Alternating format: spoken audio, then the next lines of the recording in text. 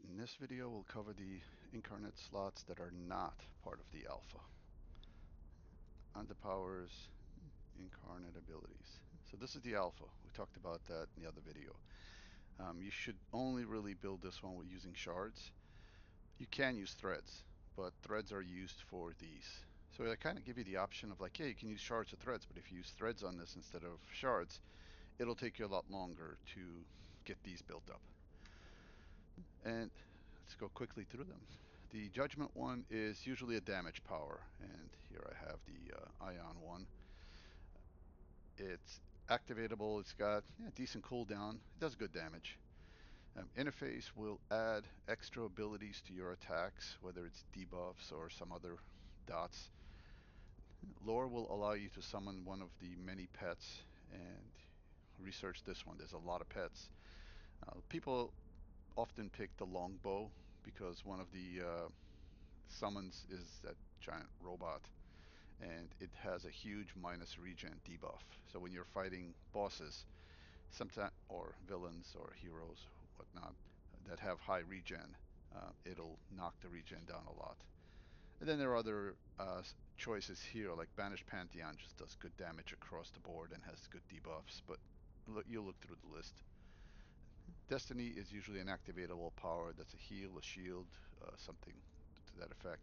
And Hybrid is an activatable power which will enhance your current class. So if you're a melee, it'll allow you to get more stacks of defensive, either resistance or defense.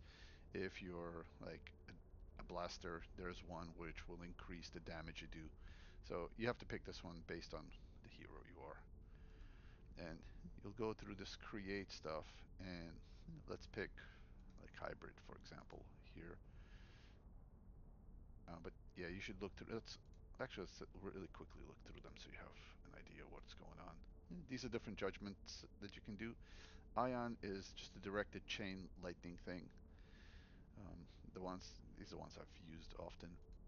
Void is nice because it's good for tanks. It's a point blank AOE, and it goes out from you. So as a tanker, you usually run into the middle of enemies, and it helps to have one that just kind of blows up around you. Pyronic, I think, is a cone. Oh, it's kind of like a fireball, actually. Mighty is also point blank, but it does smashing damage. Just look through these, see which one you like. There really isn't a long one. A wrong one, it's whatever you like. The cryonic is the cone. So if you have a hero that's doing a lot of cone damage and stands in front of enemies, like maybe a scrapper or blaster or something similar to that, you rely on cones. This is yet another one. Vorpal is the same thing. It's a white cone, but it does smashing damage. Look through them, pick one that works for you. They're all good. These are the lore ones. These are the different kinds of things you can summon. Usually the top one on the left will get you two of the summons, but they're both will attack and they both will do damage. A lot of times on this side, the main one will be the damaging, and the secondary one will only do beneficial things. So like a buffing one, and it lasts for 5 minutes. So like in there we go. The longbows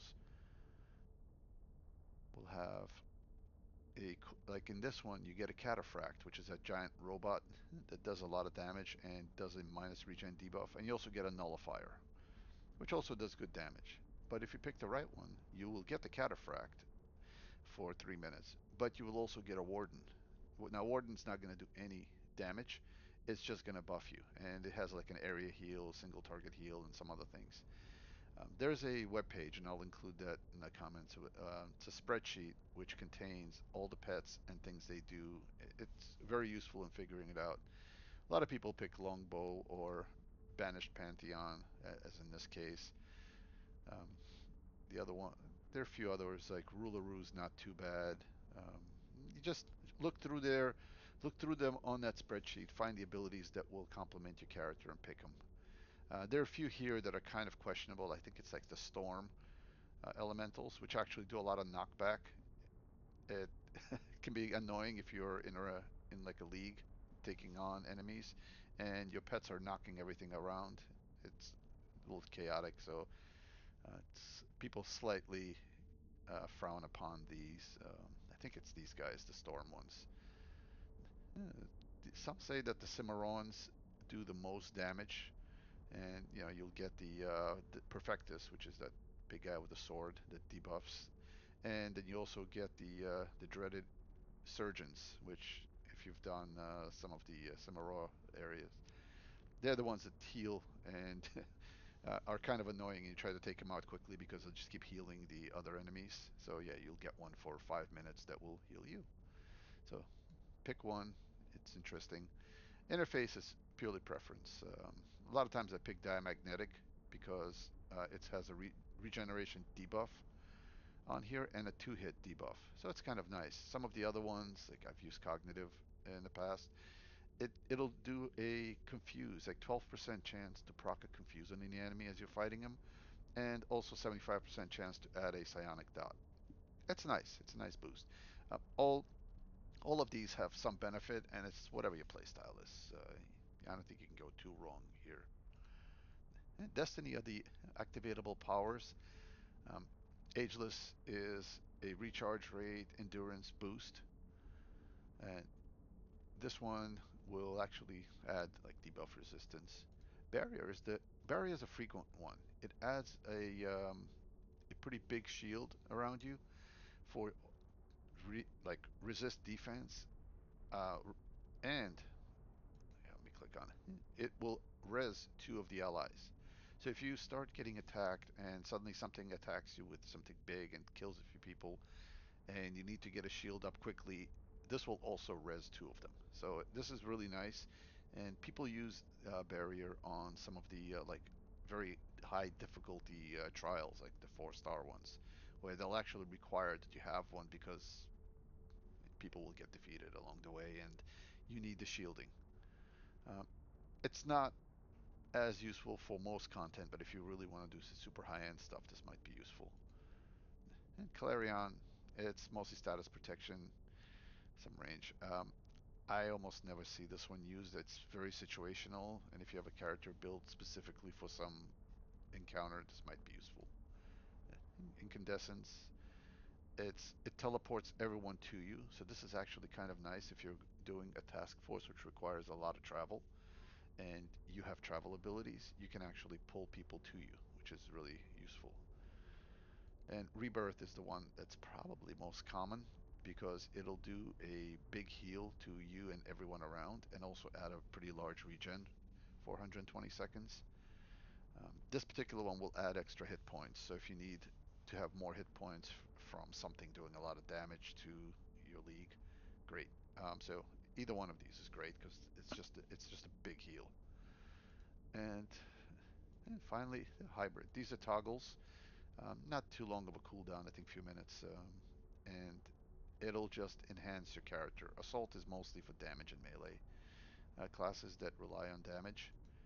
Control is for controllers. It'll add a +1 magnitude to controls, which means that the holds on the first use will apply to bosses, which is really nice because a lot of times controllers, the magnitude is 2, but the bosses have protection of 3.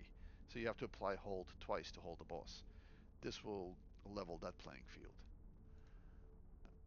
And this is a melee one.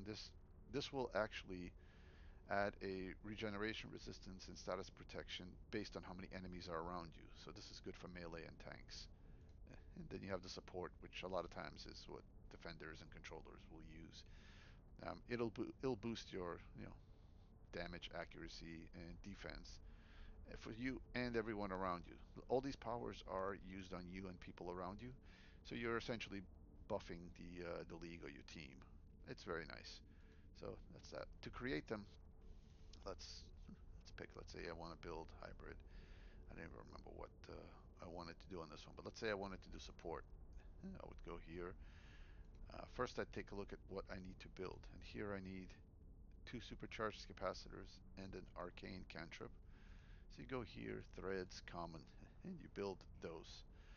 You also build uncommon ones with threads. Those are the really The only two you build with threads. Don't spend threads on rare and very rare. It's a waste, and it's also really complicated. For the rare and very rare, you go over here for the Imperial merit, which you get from doing some task forces, and you can see they're a lot more reasonably priced. So you can build the rares and the very rares here. So those are really the only two you need. The astral merit is the other little thing, is you can convert them to threads. You don't really need astral merits. There are a few little things you can get with astral merits.